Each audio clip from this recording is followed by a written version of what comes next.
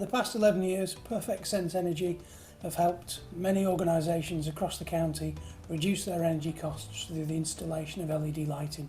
We've helped schools, warehouses, offices, production plants and manufacturing organisations. Anybody really that has lights that needed upgrading, we've been there to help.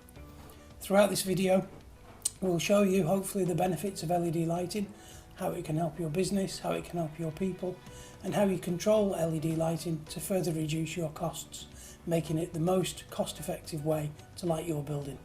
Typically with a payback of less than 2 years, upgrading to LED lighting is possibly the best way to improve your company's green credentials with minimal cost. LED lighting, as you will know, is a low wattage version of your current tubes or bulbs that you have knocking about. Converting to LED is quick and simple. Not only does it improve the lighting levels, it improves the general atmosphere because there's less flicker, there's less maintenance needed.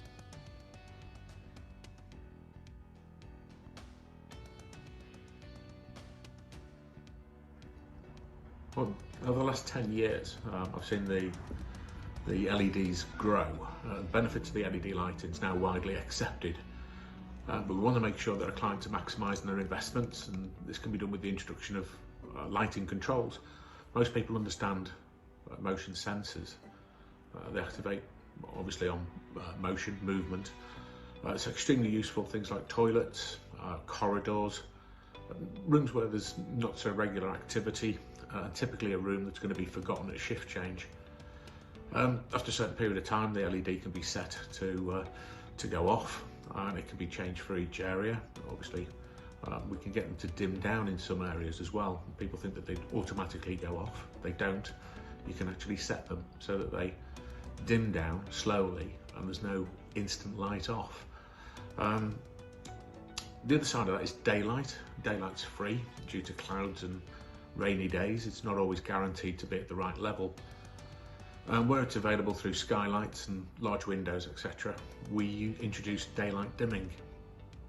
Quite simply, it's a sensor that monitors light, and the light level within that room will actually remain at that level. The sensor will turn the LED up or down to compensate for the light that's coming through. And the last note, I think, would be the fact that people forget that automated controls also extend the life of the LED, which means that there's a longer period of time between replacements. It's quite important, really, when you're looking at the expense involved.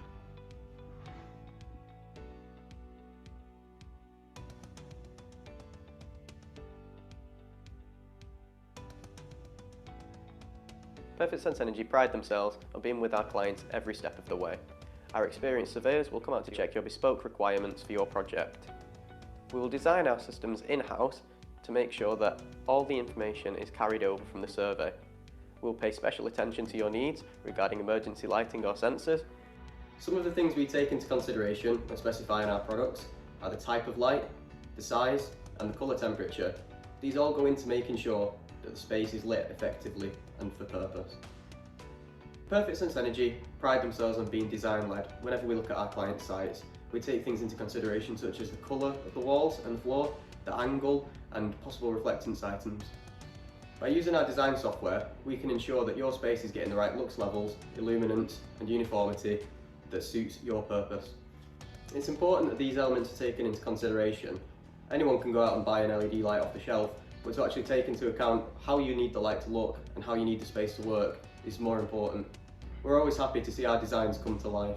We also have an advanced control system that lets us use basic controls in a clever way. The lights are all fitted with nodes that allow them to speak to each other, and everything can be configured to suit your requirements on site.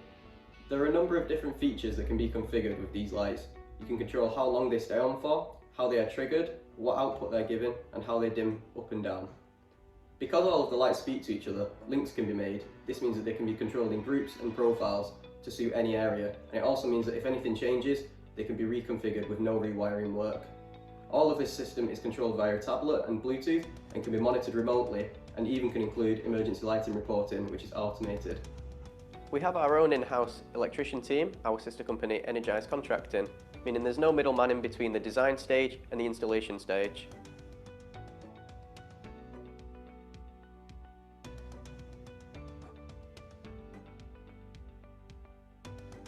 So St Andrew's Primary School asked us to first of all have a look at phase 1 of LED lighting in the oldest part of the school with the least efficient lighting.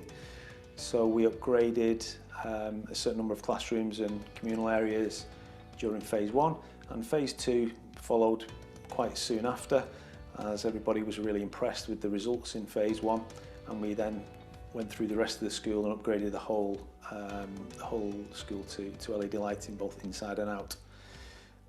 This had a great impact on the bills from day 1, and that was reflected in quite significant bill savings, meaning that the energy saved would pay for the LED lighting project within just a few years, and that's without even taking into account the savings on maintenance costs as well.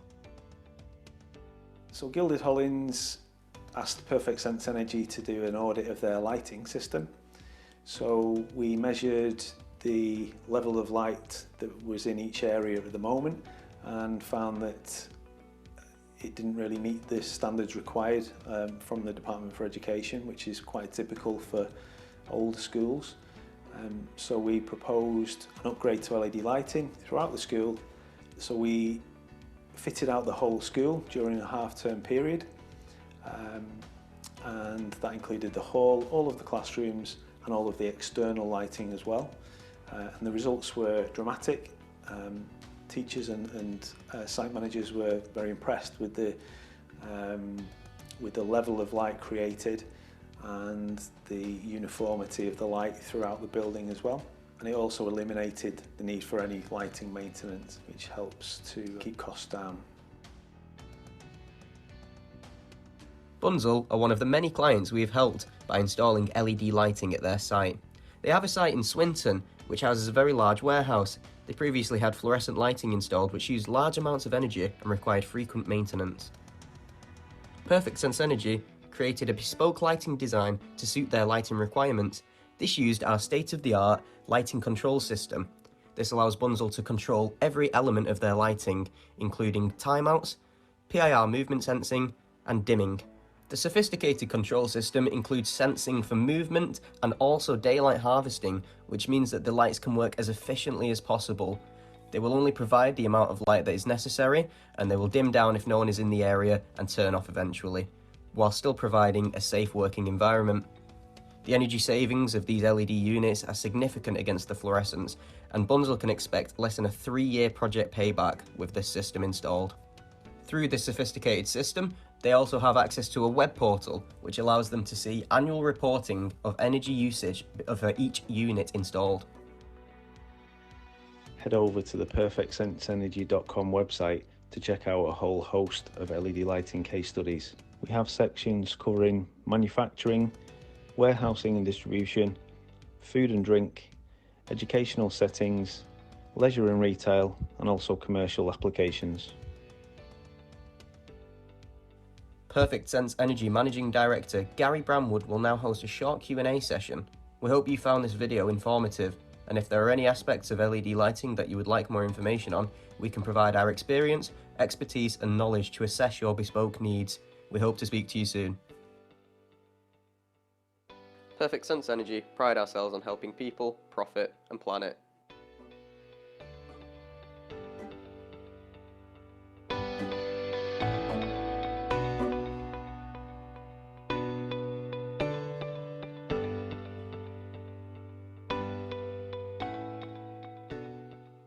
Everything all right with you, Gary? It was a good presentation. Thank you very much for sending that over. It's nice to mix it up and have it a little bit different as well. Yeah, no problem. So I've got one here. I got a question here. So how much energy and CO2 could I expect to save by upgrading to LED lighting with controls? Okay, so controls make the difference in energy savings between a straight LED upgrade would save maybe 60 to 65% in energy costs, which is fairly significant anyway. But then when you add controls in for either movement automatic daylight dimming, or kind of more sophisticated timed dimming, then that can increase the energy savings to about 85 or even 90% in some cases in low traffic areas. So 10 project paybacks at best can be about 12 months, but typically are around 18 months to 2 years in kind of industrial type settings.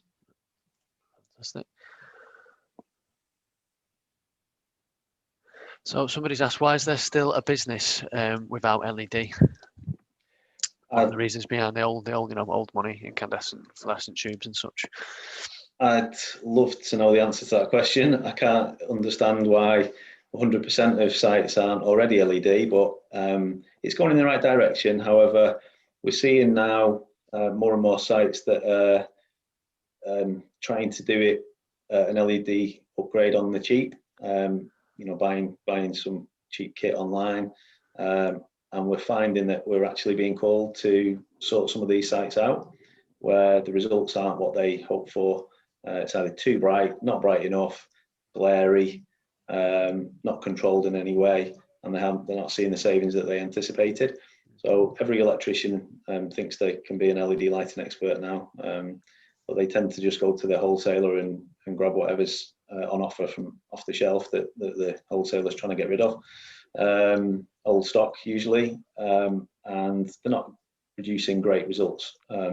So if you are going to upgrade to LED lighting, it's always good to get a professional's advice, have a full audit and software design drawn up so that you know before you actually give the green light what your result is going to be as far as illuminance is concerned, brightness, how it's going to look.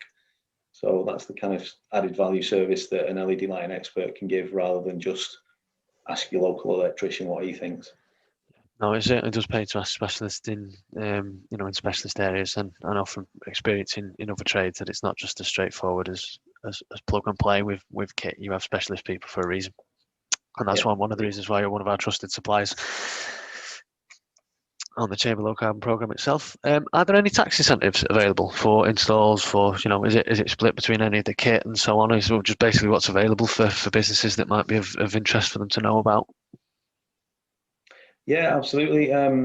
With LED lighting, it falls under the plant and machinery annual investment allowance.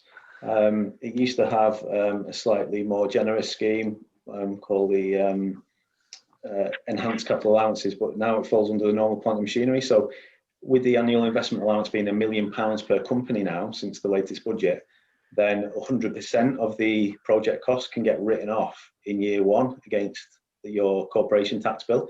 So the effect of that is if you're going to spend 100,000 on LED lighting, which would be quite a big project, then the effect of that would be that the Treasury would be paying 19% towards the project, which will improve the payback significantly. So because of that 100% write-off against your corporation tax, it's a great incentive on top of, it's a cherry on the cake, if you like. LED lighting is a great no-brainer project to do anyway, but the fact that you can reclaim the tax against that project cost is just an amazing incentive.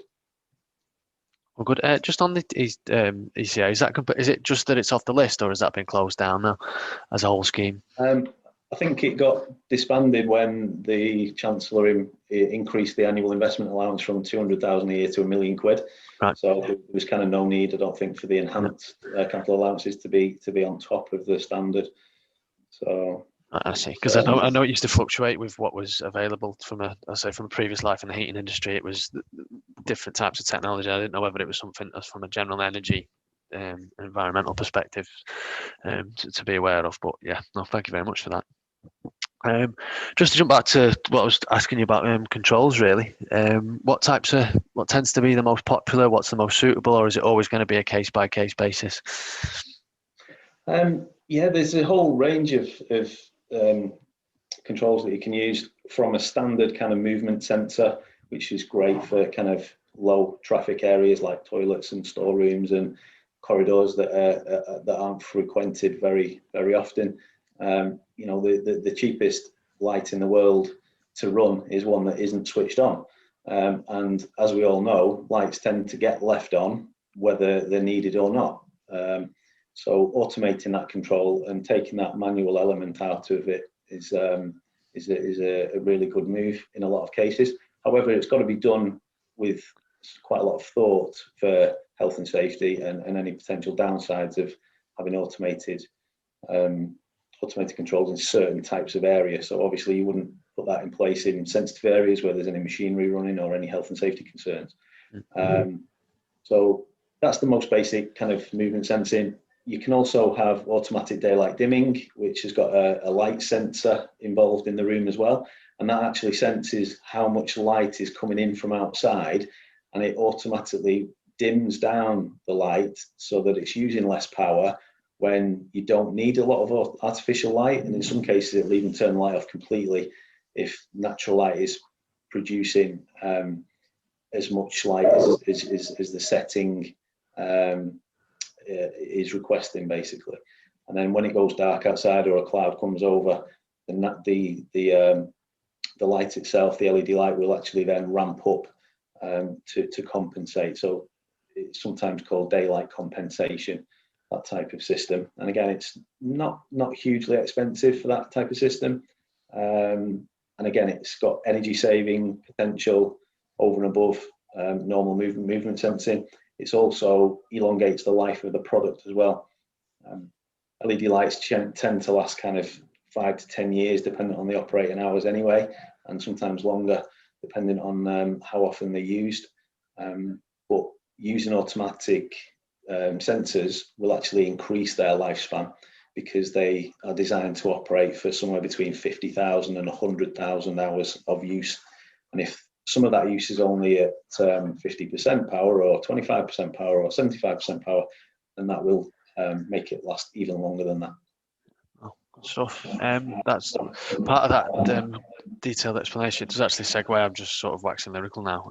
But how bright are they going to be? So when just talking about the sensors and stuff, can you convey that, or do you just show people the lux levels and stuff when you're on site? How do people get a feel for what the lights are going to look like or what the change is, especially if they're coming off old-fashioned type lights? Yeah, well, that's the crucial bit about getting an expert involved. So we can do a 3D type modeling using a program called Relux, and that actually will let the client know exactly what the result is going to be before they actually give us the order. So it kind of simulates exactly what upgrading to LED is going to do for the light levels. So we can measure what's in there now, assess with the client what the required level of light is, and again, that depends on what the area is being used for. Obviously, the finer the should be. And again, the more sophisticated end of the control spectrum is that you can actually choose what level of light you want in certain areas, and it can vary. Even if you've got the same lights overhead, you can have a high level of light in one area where there's machinery running compared to the aisle next to it, which is just used for storage, as an example. And you can actually control that from an iPad type interface, which is completely wireless and Bluetooth connected. That also gives you future proofing, because if the layout of the room changes, you can change the lighting accordingly just through the settings on the iPad, rather than having to rewire or change the lights if the areas or the use of the area is changed in the future. Interesting. Someone's just added to that in the Q&A. I think it should alleviate fears. I know what it can be like when we get lots of people working together, but people complaining about the heat from the light. So is that really a genuine concern? Is that sort of group of people working next to each other, one nudges one, and suddenly Chinese whisper sort of around the room that these lights are giving off lots of heat? Yeah.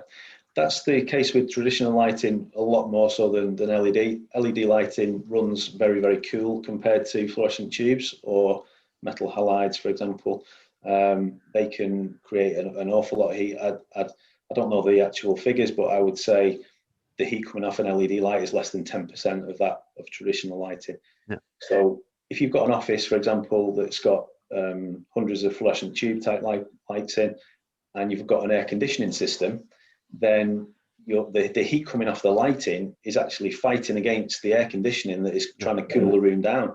So not only would fluorescent tubes in certain environments be wasting energy just creating the light that's needed, it would also be wasting energy by heating the room up when the air conditioning system is trying to cool it down.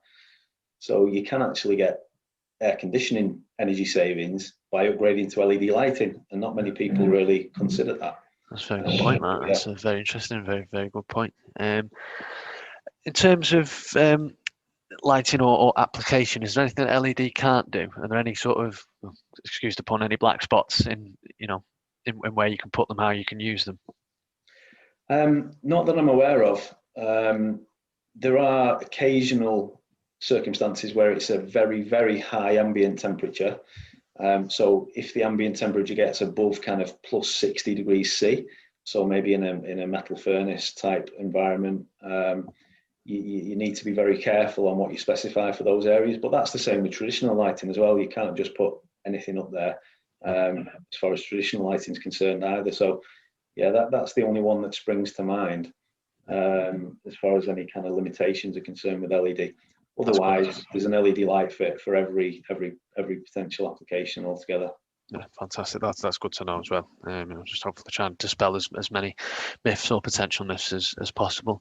In terms of performance, it was shown in the Q&A. I think it was sort of the question was really related to schools, but I suppose in offices and in fact warehouses and larger spaces, is there any benefit in terms of performance or any studies in and around that, changing the lighting system? Obviously, if you get the lighting levels right, that's going to have a dramatic effect. Yeah, as was noted in your video. Yeah, absolutely. There's lots and lots of studies out there about levels of concentration being a little bit better with LED lighting because of the background flicker that isn't prevalent with LED lighting compared to fluorescence. Again, the Department for Education in schools have guidance that's been around for years in association with CIBSE. The Chartered Institute of Building Surveyors, and I'm yet to visit a school that hasn't yet upgraded to LED that actually meets the Department for Education standards. They very, very often aren't creating the right level of light for the kids to learn in a suitable environment. One of the biggest offenders tends to be sports halls where exams take place. They tend to be hugely underlit, and therefore could potentially put kids at a disadvantage when doing exams if they aren't providing the right amount of light that allows them to focus and concentrate correctly. So there's lots of studies out there. Fantastic, good stuff. Let me just have one last check at the questions. I think that's it. I think there was just one that we need to clear off in terms of that we've answered it in relation to the heat from LEDs, but we've got no more questions. Is there anything else you'd like to add for us? From our part, let's say thank you very much for your time and input, and your continued support with the programme itself as well. Yeah, no problem. That's great. And again, just the final one, LED lighting works really, really well in conjunction with other technologies. So we install a lot of solar PV as well, and we always give best advice to make sure that the client will upgrade to LED lighting before they start to even look at generating their own power, because it makes sense to make the building as efficient as it possibly can be before we then go ahead and install solar PV as well to generate their own power, which again is a brilliant complementary technology. All good, fantastic. Well, thank you very much for your time. Really appreciate it, and hopefully we'll be seeing each other fairly soon as well. Okay, brilliant. Thanks, Chris. Thank you. Bye now. Bye. Cheers. Bye bye.